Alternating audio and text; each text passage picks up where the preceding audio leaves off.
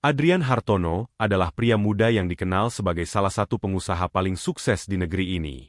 Di usianya yang baru menginjak 32 tahun, ia telah memimpin Hartono Group, sebuah konglomerasi besar yang mencakup berbagai sektor bisnis. Namun, di balik kesuksesannya, Adrian menyimpan luka emosional. Ayahnya meninggal saat ia masih remaja, meninggalkan tanggung jawab besar di pundaknya. Hubungannya dengan sang ibu, Nyonya Hartono, juga renggang sejak ia memilih hidup mandiri di luar negeri. Kini, Nyonya Hartono jatuh sakit akibat stroke, dan Adrian tak punya pilihan selain kembali ke Indonesia. Rumah besar keluarga Hartono di kawasan elit Jakarta terasa dingin dan kosong. Perawat-perawat terbaik yang Adrian datangkan selalu gagal memenuhi harapannya. Ibunya sering tampak tidak nyaman atau merasa asing dengan kehadiran mereka. Di tengah frustrasinya, salah satu staf rumah tangga keluarga, Bu Mira, menyarankan nama seorang gadis desa yang dikenal tulus dan penuh perhatian. Laila, dia memang bukan perawat profesional, Tuan Adrian, ujar Bu Mira hati-hati, tapi tangan Laila seolah membawa kehangatan. Banyak orang yang sembuh hanya karena kehadirannya. Adrian mengernyit mendengar penjelasan itu. Baginya, kehangatan hati tidak cukup, profesionalisme lebih penting. Namun, karena ibunya terus menolak semua perawat yang disediakan, ia akhirnya setuju untuk mencoba. Laila datang ke rumah besar keluarga Hartono keesokan harinya. Dengan pakaian sederhana dan wajah yang tampak gugup, ia melangkah masuk ke ruang tamu yang luas dan megah. Adrian sedang duduk di sofa dengan setelan mahalnya, memandang gadis itu dengan mata tajam penuh evaluasi. "Jadi, kamu Laila?" tanya Adrian tanpa basa-basi. Suaranya terdengar dingin. "Ya, Tuan," jawab Laila dengan suara lembut. Ia menundukkan pandangannya, merasa kecil di hadapan pria yang begitu dominan ini. Adrian mengamati gadis itu dari ujung kepala hingga kaki. Tidak ada yang istimewa darinya.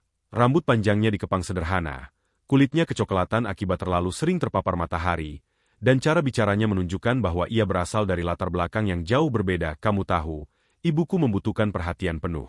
Jika kamu tidak bisa melakukannya, lebih baik katakan sekarang," ucap Adrian, mencoba menguji keberanian Laila. Laila mengangkat wajahnya perlahan. Mata coklatnya yang lembut bertemu dengan tatapan Adrian. "Saya akan melakukan yang terbaik, Tuan. Bukan karena saya butuh pekerjaan ini, tapi karena saya percaya semua orang yang sakit pantas mendapatkan perawatan penuh kasih." Jawaban itu membuat Adrian sedikit terkejut. Meskipun ia tidak menunjukkannya. "Baiklah," katanya akhirnya. "Kamu akan tinggal di sini. Semua fasilitas akan disediakan, dan kamu akan menerima gaji lebih besar dari pekerjaan manapun yang pernah kamu lakukan." Laila mengangguk. Meskipun dalam hatinya ia merasa gentar. Bukan karena rumah besar itu, tapi karena tatapan Adrian yang seolah menembus setiap lapisan dirinya, seolah mencari sesuatu yang tak ingin ia tunjukkan. Pekerjaan Laila dimulai keesokan harinya. Ia harus menyesuaikan diri dengan kebiasaan Nyonya Hartono yang sering modi akibat sakitnya. Namun, Laila tak pernah kehilangan senyumnya. Ia membacakan cerita, memijat tangan Nyonya Hartono, dan mendengarkan setiap keluhannya dengan sabar. Sementara itu, Adrian memantau dari kejauhan. Meski sibuk dengan pekerjaannya, ia sesekali melirik ke arah Laila yang tampak sibuk merawat ibunya. Awalnya, ia menganggap gadis itu hanya berusaha keras untuk menyenangkan dirinya agar mendapat upah yang besar. Namun, ia mulai melihat hal lain. Ketulusan yang tidak dibuat-buat. Pada malam harinya, Adrian menemukan sesuatu yang mengejutkan. Ia mendengar ibunya tertawa pelan, sesuatu yang tidak pernah terjadi selama berbulan-bulan terakhir. Ketika ia mengintip ke ruang rawat, ia melihat Laila sedang memainkan alat musik kecil, sebuah seruling bambu tua. "Nyonya Hartono," mendengarkan dengan mata berbinar, senyum tipis terlukis di wajahnya. Adrian terdiam di balik pintu, merasakan sesuatu yang asing, kehangatan yang sudah lama hilang dari rumah itu. Namun, dalam hati kecilnya, ia tetap ragu. Apakah gadis ini benar-benar tulus? Ataukah ia hanya memainkan peran agar mendapatkan lebih banyak keuntungan? Malam itu, Adrian tidak bisa tidur. Suara lembut Laila yang sedang membacakan cerita untuk ibunya terus terngiang di benaknya. Ada sesuatu yang berbeda tentang gadis itu, bukan hanya caranya berbicara atau merawat, tetapi juga energi yang ia bawa ke rumah yang selama ini dingin dan sunyi. Adrian turun dari kamarnya untuk mengambil air. Saat melewati kamar ibunya, ia mendengar suara pelan. Awalnya ia mengira itu ibunya yang mengigau, tetapi suara itu terdengar berbeda. Rasa penasaran membuatnya berhenti di depan pintu. Laila sedang duduk di samping ranjang Nyonya Hartono. Lampu kamar sudah redup, dan ibunya tampak tertidur lelap. Namun, Laila memegang tangan Nyonya Hartono erat-erat sambil berbisik lembut, seolah berbicara pada seseorang yang sangat ia pedulikan. Tante, jangan khawatir. Saya percaya Tuan Adrian mencintai Tante lebih dari yang bisa ia tunjukkan. Dia hanya tidak tahu caranya, katanya sambil tersenyum kecil. Adrian yang mengintip dari celah pintu tertegun. Ia tak pernah menduga Laila akan berkata seperti itu. Apalagi kepada ibunya yang sedang tertidur, semua orang pasti ingin dicintai. Kan, Tante? Laila melanjutkan. Saya yakin suatu hari Tuan Adrian akan belajar. Dia hanya terlalu sibuk dengan dunia yang membuatnya lupa bagaimana caranya peduli. Adrian merasakan sesuatu mencengkeram dadanya. Kata-kata itu seperti cermin yang memantulkan kenyataan dirinya yang selama ini ia abaikan. Ia memilih untuk kembali ke kamarnya tanpa mengganggu momen itu. Tetapi hatinya mulai terusik. Sejak malam itu, Adrian diam-diam mengamati Laila lebih sering. Setiap pagi, Laila datang dengan senyum hangat, menyapa Nyonya Hartono dan memastikan semuanya berjalan lancar. Ia menyuapi, memijat tangan, dan menceritakan kisah-kisah sederhana dari desa kecil tempatnya tinggal. Laila juga membawa sesuatu yang unik ke dalam rumah besar itu. Musik. Seruling bambu yang ia bawa dari kampungnya menjadi alat untuk menenangkan Nyonya Hartono, terutama ketika malam tiba dan ibunya sulit tidur. Suatu malam, Adrian duduk di ruang kerjanya, mendengar suara seruling yang mengalun lembut dari kamar ibunya. Ia keluar untuk melihat, dan sekali lagi, ia menemukan Laila sedang bermain seruling di samping ibunya. Kali ini, Nyonya Hartono tidak hanya mendengarkan, tetapi tersenyum dan bahkan berusaha mengikuti irama dengan mengetukkan jari di selimutnya. Adrian hanya bisa berdiri diam, merasa seolah ia adalah orang asing di rumahnya sendiri. Namun, malam-malam itu juga memunculkan pertanyaan di benak Adrian. Mengapa Laila begitu tulus? Mengapa ia begitu perhatian pada seseorang yang baru ia kenal? Pada suatu malam, saat Laila selesai dari kamar Nyonya Hartono, Adrian menghadangnya di lorong. Kamu bicara apa tadi malam di kamar ibuku? Tanyanya tajam. Laila tampak terkejut, tetapi ia segera menenangkan dirinya. Saya hanya berbicara seperti biasa, Tuan. Apakah saya salah? Kamu mengatakan sesuatu tentang aku, tentang cinta. Kamu tahu apa tentang aku? Adrian menatapnya tajam, seolah mencoba menggali sesuatu dari dalam dirinya. Laila menunduk sejenak, lalu mengangkat wajahnya dengan tenang. Saya tidak tahu banyak tentang Tuan. Tapi saya tahu bagaimana rasanya kehilangan kasih sayang. Ibuku meninggal ketika saya masih kecil, dan ayah saya sibuk bekerja sampai lupa bagaimana caranya menjadi ayah. Saya melihat hal yang sama di mata Tuan, kerinduan yang tidak ingin diakui. Adrian terdiam. Kata-kata Laila seperti menusuk hatinya. Ia tidak menyangka gadis sederhana itu mampu membaca dirinya lebih baik daripada orang-orang yang dekat dengannya. Kenapa kamu peduli? Tanyanya pelan. Laila tersenyum kecil. Karena saya percaya semua orang punya kesempatan untuk menemukan cinta kembali, Tuan. Bahkan seseorang seperti Tuan yang terlihat kuat, tapi sebenarnya rapuh. Adrian tidak menjawab. Ia hanya berjalan pergi, meninggalkan Laila berdiri sendirian di lorong. Namun, di dalam hatinya, ada sesuatu yang mulai berubah. Malam-malam berikutnya, Adrian terus mengamati Laila. Suatu malam, ia menemukan gadis itu tidak langsung pergi ke kamarnya setelah merawat ibunya. Sebaliknya, ia duduk di taman belakang, memandangi langit malam sambil memegang sebuah liontin kecil. Adrian yang penasaran mendekatinya tanpa suara. Apa yang kamu lakukan di sini? Tanyanya tiba-tiba. Laila terkejut dan buru-buru menyembunyikan liontin itu. Tidak ada, Tuan. Saya hanya menikmati udara malam. Namun, Adrian melihat kegelisahan di wajahnya. Apa itu yang kamu sembunyikan? Setelah ragu-ragu, Laila akhirnya menunjukkan liontin tersebut. Di dalamnya terdapat foto seorang wanita dan seorang anak kecil. Ini ibu saya, katanya pelan. Liontin ini adalah satu-satunya peninggalan yang saya miliki dari beliau. Setiap kali saya merasa sedih atau lelah, saya melihat ini untuk mengingatkan diri bahwa saya harus terus kuat. Adrian merasakan gelombang emosi membanjirinya. Ia tidak pernah menyangka bahwa gadis yang terlihat begitu tangguh itu sebenarnya membawa beban berat di dalam hatinya. Kamu sangat berbeda, gumam Adrian, hampir pada dirinya sendiri. Laila hanya tersenyum. Mungkin karena saya belajar bahwa hidup ini terlalu singkat untuk dihabiskan dengan kebencian. Tuan. Saya hanya ingin membuat hidup orang lain sedikit lebih baik. Selama saya bisa malam itu, Adrian kembali ke kamarnya dengan hati yang tidak lagi sama. Laila bukan hanya seorang gadis sederhana. Dia adalah seseorang yang membawa cahaya ke dalam kegelapan hidupnya. Beberapa bulan berlalu sejak Laila mulai bekerja di rumah Adrian. Nyonya Hartono menunjukkan kemajuan signifikan dalam kesehatannya, jauh melebihi prediksi dokter. Kehadiran Laila membawa kehangatan dan kedamaian yang sebelumnya absen di rumah besar itu. Adrian, meskipun tetap bersikap dingin di luar, semakin sering memperhatikan Laila dari jauh. Ia mulai memahami bahwa Laila adalah sosok yang berbeda dari orang-orang di sekitarnya, namun, perubahan ini juga membawa kecemburuan dan kebencian dari orang-orang di sekitar Adrian, terutama Raka, manajer kepercayaannya. Raka sudah lama merasa dirinya berperan besar dalam keberhasilan Adrian, namun kehadiran Laila yang sederhana seolah merebut perhatian Adrian, membuat Raka merasa tersisih. Suatu hari, Raka yang merasa iri mulai menyusun rencana untuk menjatuhkan Laila. Ia menyebarkan gosip di antara staf rumah tangga, bahwa Laila hanya bekerja di rumah Adrian untuk mencari keuntungan pribadi. Ia mengatakan bahwa Laila punya tujuan tersembunyi dan sengaja mendekati Adrian demi mendapatkan kekayaan. Rumor itu akhirnya sampai ke telinga Laila. Awalnya, ia mencoba mengabaikannya, tetapi gosip itu semakin berkembang. Suatu pagi, ketika ia sedang berjalan melewati dapur, ia mendengar beberapa staf berbicara dengan nada mengejek. Gadis desa itu pintar juga ya. Pura-pura polos. Tapi siapa tahu dia mau jadi nyonya baru di rumah ini, makanya Tuan Adrian tiba-tiba jadi sering memperhatikan dia. Cinta buta. Mungkin. Laila berhenti di ambang pintu, hatinya terasa sesak. Ia tidak pernah meminta perhatian Adrian, dan ia hanya bekerja di sana untuk membantu ibunya. Namun, kata-kata itu membuatnya merasa hina. Di malam harinya, Laila memutuskan untuk berbicara dengan Adrian.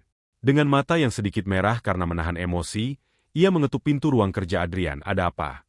Tanya Adrian tanpa mengangkat wajahnya dari layar laptop. Laila masuk dan berdiri di depan meja kerjanya. Tuan, saya ingin mengundurkan diri. Adrian mengangkat alis, menatap Laila dengan ekspresi terkejut. Apa maksudmu? Kenapa tiba-tiba? Laila mencoba menahan air matanya. Saya tidak ingin menjadi sumber masalah di rumah ini. Saya mendengar apa yang orang-orang katakan tentang saya, dan saya tidak ingin merusak reputasi Tuan atau keluarga Anda. Adrian terdiam. Kemarahannya perlahan muncul. Siapa yang mengatakan sesuatu tentangmu? Apa yang mereka katakan? Itu tidak penting, Tuan, jawab Laila sambil menunduk. Yang penting adalah saya tidak ingin menjadi beban. Setelah Laila keluar dari ruang kerjanya, Adrian segera memanggil Raka. Ia tahu bahwa hanya Raka yang cukup berani untuk memulai masalah seperti ini. Raka, aku dengar ada gosip tentang Laila yang beredar di rumah ini. Apa kamu tahu sesuatu tentang itu? Tanya Adrian dengan nada dingin. Raka berpura-pura terkejut. Tentu saja tidak, Tuan. Tapi saya memang merasa gadis itu terlalu dekat dengan keluarga Anda.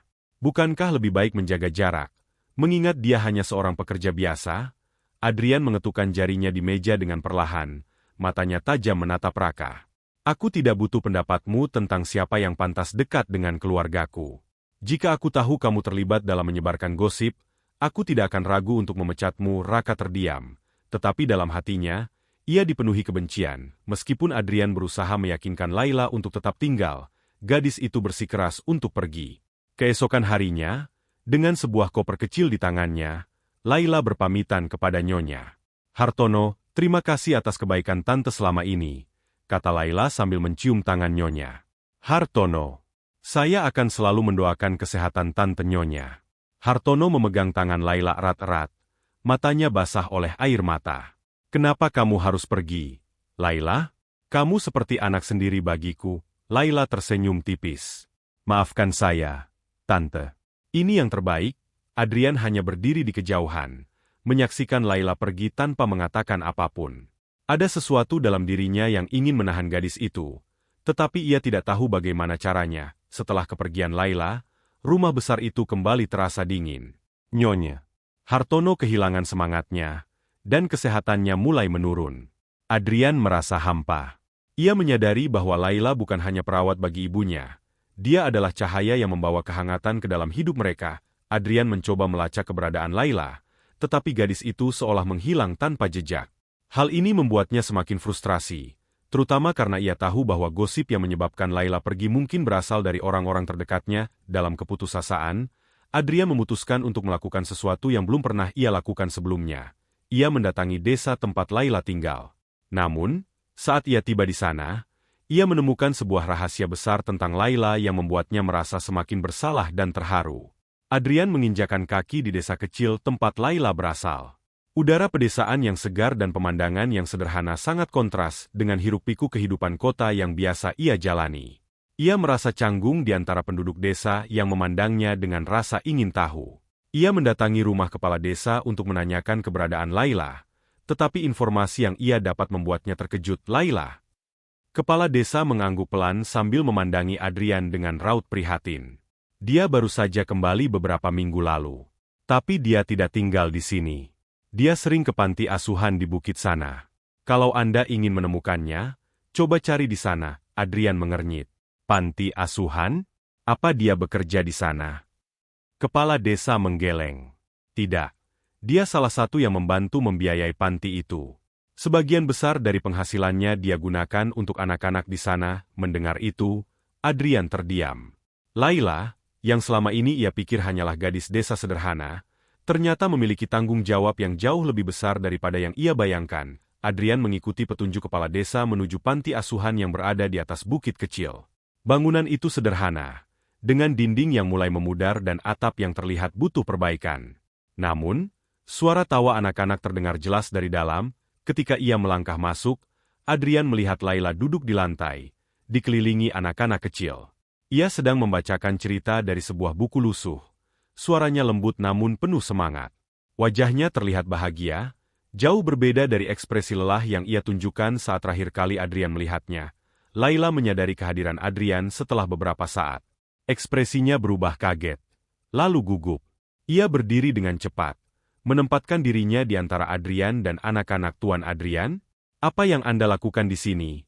Tanyanya dengan nada bingung. Aku mencari kamu, jawab Adrian tegas. Aku perlu bicara denganmu. Laila mengangguk pelan, lalu meminta anak-anak untuk bermain di halaman sementara ia berbicara dengan Adrian di salah satu ruangan kecil di panti itu. Setelah mereka duduk, Adrian langsung ke intinya. Kenapa kamu tidak pernah memberitahuku soal ini? Tentang panti asuhan ini? Tentang anak-anak yang kamu bantu? Laila menunduk, memutar-mutar liontin di lehernya. Saya tidak melihat alasan untuk memberitahu, Tuan. Itu bukan urusan Anda. Adrian menatapnya dengan intens. Laila, aku harus tahu. Apa alasanmu melakukan semua ini?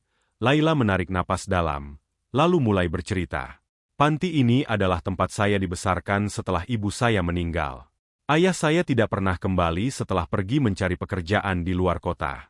Saya tumbuh di sini, bersama anak-anak lain yang juga kehilangan keluarga mereka. Ketika saya akhirnya bisa mendapatkan pekerjaan, saya berjanji pada diri sendiri bahwa saya akan membantu panti ini agar tidak kekurangan seperti dulu. Adrian terdiam, mencerna cerita itu. Ia melihat kilatan rasa sakit di mata Laila, tetapi juga keberanian yang luar biasa. Jadi, semua uang yang kamu dapatkan dariku, kamu gunakan untuk panti ini? Tanyanya. Laila mengangguk. Sebagian besar. Ya. Saya hanya mengambil sedikit untuk kebutuhan saya sendiri. Sisanya untuk makanan, pakaian, dan buku-buku bagi anak-anak di sini. Adrian merasa hatinya semakin berat. Laila tidak pernah memanfaatkan situasi seperti yang dituduhkan oleh orang-orang di rumahnya. Sebaliknya, ia berkorban demi orang lain, bahkan ketika dirinya sendiri kekurangan. Namun, percakapan mereka terganggu oleh kedatangan seseorang. Raka. Tuan Adrian, ujar Raka dengan nada pura-pura terkejut. Saya tidak tahu Anda ada di sini. Saya hanya ingin memastikan semuanya baik-baik saja. Adrian menatap Raka dengan mata tajam. Kenapa kamu ada di sini? Saya hanya ingin memastikan bahwa gadis ini tidak menyembunyikan sesuatu, kata Raka dengan nada sinis sambil melirik ke arah Laila. Laila terlihat bingung, tetapi Adrian sudah tidak bisa lagi menahan kemarahannya. Raka, aku tahu kamu yang menyebarkan gosip tentang Laila di rumahku. Dan sekarang, kamu mencoba menghancurkan reputasinya di sini juga. Raka tergagap. Tuan, saya hanya mencoba melindungi Anda dari orang yang mungkin. Cukup. Adrian memotong. Aku sudah cukup dengar. Kamu dipecat, efektif mulai hari ini. Raka tidak bisa berkata apa-apa lagi. Wajahnya memerah, Dan ia pergi dengan penuh rasa malu. Setelah Raka pergi, Adrian menatap Laila dengan lembut. Aku minta maaf, Laila. Aku tidak pernah tahu apa yang sebenarnya kamu lakukan. Dan aku juga minta maaf karena tidak bisa melindungimu dari hal-hal seperti ini. Laila menggeleng pelan. Matanya mulai basah. Tuan Adrian, Anda tidak perlu minta maaf. Saya yang memilih untuk pergi karena saya tidak ingin menimbulkan masalah. Adrian mendekat. Suaranya melembut. Tapi aku tidak ingin kamu pergi. Kamu lebih dari sekadar perawat untuk ibuku. Kamu membawa sesuatu ke rumah kami, ke hidupku, yang sudah lama hilang. Laila tertegun. Tidak tahu harus berkata apa. Adrian melanjutkan. Laila, aku ingin membantu panti ini. Bukan karena aku merasa bersalah, tapi karena aku melihat bagaimana pentingnya tempat ini bagimu dan anak-anak ini. Biarkan aku menjadi bagian dari perjuanganmu. Air mata mengalir di pipi Laila. Untuk pertama kalinya, ia merasa tidak sendirian dalam tanggung jawab yang berat ini. Malam itu, di bawah langit desa yang penuh bintang, hubungan antara Adrian dan Laila berubah. Mereka tidak lagi hanya sebagai majikan dan karyawan, tetapi dua jiwa yang saling memahami, terhubung oleh rasa kemanusiaan dan cinta yang perlahan tumbuh di antara mereka.